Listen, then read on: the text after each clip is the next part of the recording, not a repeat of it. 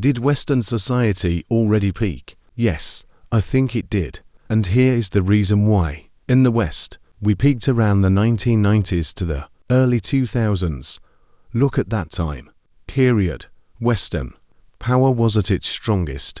Before the Iraq War, whenever there was a war or conflict, the West could just go in, win it, and move on reasonably well. Obviously, not always. For example, Vietnam was not a success, but we were powerful. The United Kingdom's economy in 1997 was larger than that of China and India combined. Now it is the complete inverse, that change is visible in every area, financially, culturally. You cannot tell me movies are better in the 2020s than they were in the 1990s. Back then, we had major films like The Matrix, The Lord of the Rings, and Titanic. We had it all. Music was great too.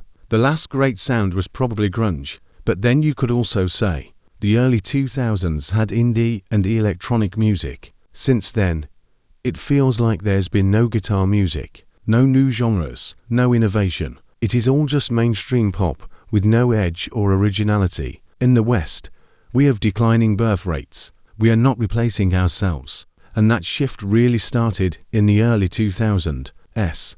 We no longer wanted more children than would replace us. Life was better in the 1990s and early 2000s.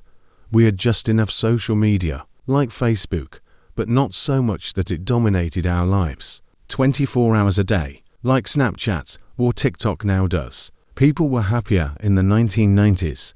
We had more freedom, and mass migration had not yet begun. In the United Kingdom, large-scale migration began around 1997 and really picked up into the 2000s. Before that, we had not experienced it, and we were still mostly a white country. Since then, things have declined sharply, and that is why I believe we peaked.